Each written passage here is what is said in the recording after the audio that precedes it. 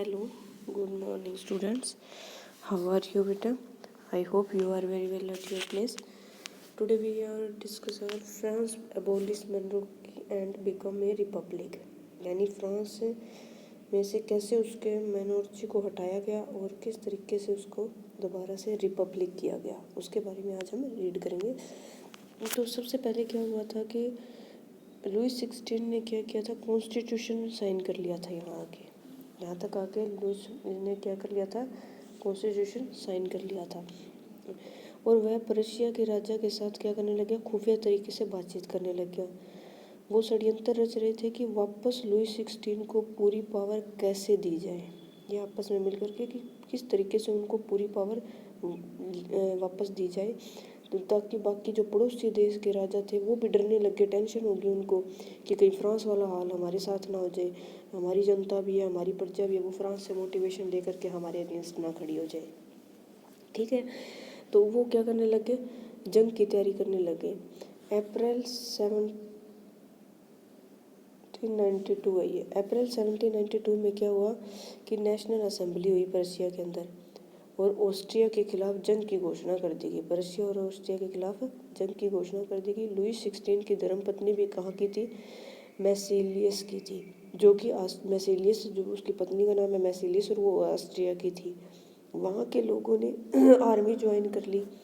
ये जंग भी आम आदमी और राजाओं के बीच की थी, जहाँ पे क्या था, फ्रेंच मैन था ना, वो क्या करता था, गाना गाता था, मैरेसिलिया, जो आज के टाइम में वो गाना है ना, वो फ्रांस का क्या है, नेशनल एंथम बन चुका है। आजकल जो नेशनल एंथम बोला जाता है वो उस टाइम में एक गाना था जो उसने गाया था।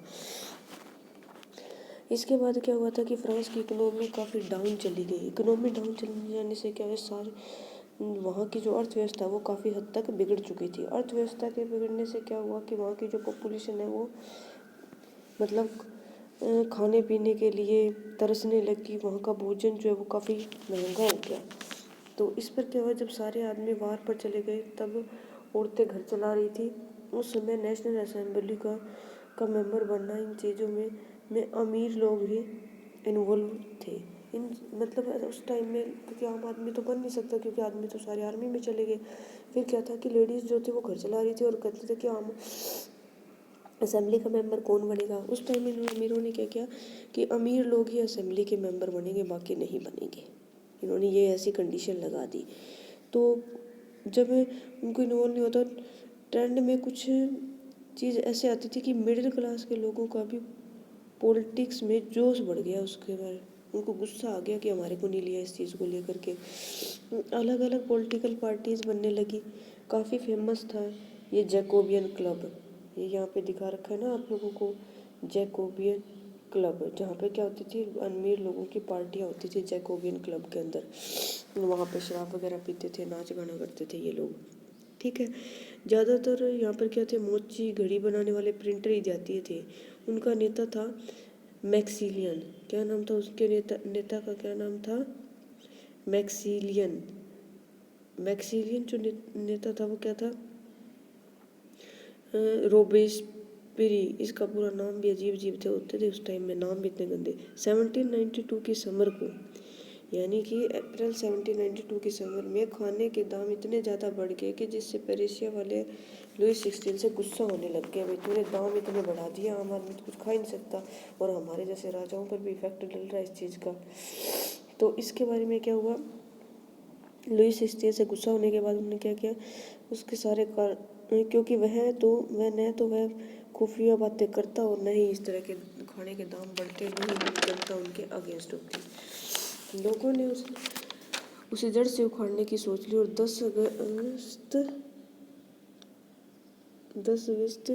को क्या है, टूलियर पर हमला हो गया। उस टाइम में 10 अगस्त को क्या हुआ, टूलियर के पर हमला कर दिया गया। और उस हमले के कारण, देखिए एक मिनट थोड़ा सा और आगे करते हैं, ये रहा।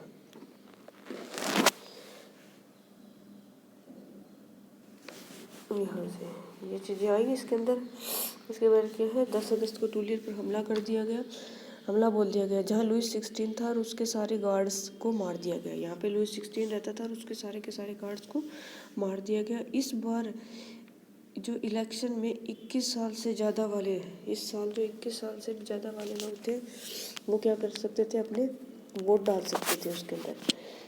अमीर हो या गरीब हो, उसे वोट देने का अधिकार। वोटिंग के बाद जो न्यू असेंबली चुनी गई थी उसका नाम था कन्वेंशन।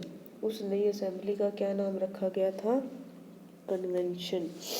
और उसको 21 सितंबर, यानी कि ये डेट है 21 सितंबर 1792 को फ्रांस में मोनराज ख़त्म हो गई और फ्रांस एक रिपब्लिक बन गया। यहाँ पे क्या हो गया, ख़त्म हो गई, क्योंकि लुइस को पकड़ लिया गया, उसकी वाइफ को भी पकड़ लिया गया, दोनों को जेल में डाल दिया गया।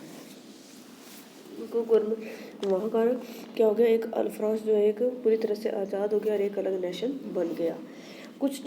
यानी कि 21 जनवरी 1793 को 21 जनवरी 1793 को क्या कर दिया गया, ये घोषणा कर उसकी मतलब फांसी की सज़ा सुना दी गई लुईस 16 को, और कुछ समय के बाद उसकी वाइफ को भी मार दिया गया। तो इन सब से क्या तो लगता है कि मैक्सिलियन वहाँ की जो गवर्नमेंट का हेड बना दिया गया मैक्सिलियन को, वो गवर्नमेंट बन गई। जैकोबो की हेड ऑफ गवर्नमेंट बन गया, जैकोबो भी क्या बन गया, गवर्नमेंट ऑफ हेड बन गया मैक्सिलियन। पर वो भी कुछ ज़्यादा दिन नहीं टिक पाया। जुलाई 1794 तक वह भी साफ हो गया। इस एक साल को यानी 1793 से 94 के बीच का जो एक साल है, उस साल को क्या कहा जाता है, the reason of territory, the reason of terror कहा जाता है। अच्छा, इसके लिए क्या हुआ था, रोबेस्पियर ने सबको सजा दिला दी, अरेस्ट करवाता। यदि वह कोर्ट में अपराधी साबित होता, उसे क्वालिटियन कहते हैं, उसे क्या है, क्वालिटियन कहा जाता था। वो यह एक प्रकार का डिवाइस है जिससे लोगों को मौत मिलती थी। उसकी सरकार ने वेज यानी कि सैलरी चीज़ों में प्राइस पर मैक्सिमम लिमिट लगा दी थी। मीट और ब्रेड को एक अमाउंट से ज़्यादा नहीं ले सकता था। किसानों को अपनी फसल कम दाम पर बेचनी पड़ती थी। ब्रेड जो कि सफ़ेद आटे से बनती थी उसे बंद कर दिया गया। उसकी जगह हाई क्वालिटी ब्रेड जो आपको खानी पड़ती थी, सबको खानी पड़ती। फ्रांस मैन व वुमेन, फ्रांस के जो मैन और वुमेन थे,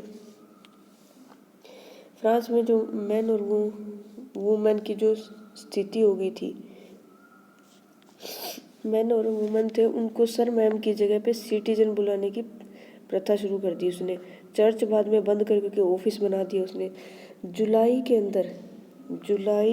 94 में कोर्ट में उसे अपराधी घोषित कर दिया गया मैक्सिलियन को, और मैक्सिलियन को और उसका वहाँ पर एंड हो गया। पहले मैक्सिलियन है, उस मैक्सिलियन का भी एंड हो गया। अब न्यू कॉन्स्टिट्यूशन बनाया जाना था। अब क्या करना था, नया कॉन्स्टिट्यूशन बनना था भाई। वो किस टाइप से बनना था वो देखिए, जिसमें जिस पर्सन के पास हाउस प्रॉपर्टी है वही वोट करेगा। ये लोग वोट करके 2 काउंसिल बनाते थे। ये वोट करके क्या बनाते थे, 2 तरह की काउंसिल बनाते थे और ये काउंसिल डायरेक्टरी बनाएगी।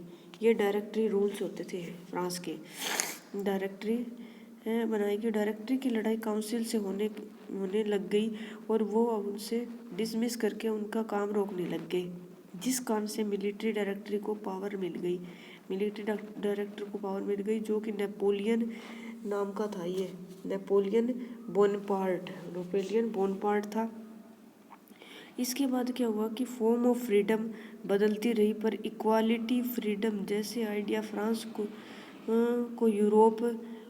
फ्रांस और यूरोप को आने वाले टाइम में मूवमेंट करवाते रहे। इस तरह के छोटे मोटे बदलाव आते रहे, लेकिन ये चीज़ें क्या करवाती रही, उसको मूवमेंट करवाती रही। यानी यहाँ पे क्या था, अब फ्रांस एक नया नेशन बन चुका था, अलग कंट्री बन चुका था। हाँ जी, ये यहीं तक हमारा टॉपिक खत्म होता है। नेक्स्ट में करेंगे कि वुमेन रेवोल्यूशन किस तरीके से हुआ। अभी यहाँ तक तो सिर्फ रेवोल्यूशन हुआ, लेकिन वुमेन रेवोल्यूशन कैसे हुआ, फ्रांस के अंदर क्या चीज़, क्या वजह थी उनकी। ठीक है जी, ये हम नेक्स्ट वीडियो में डिस्कस करेंगे।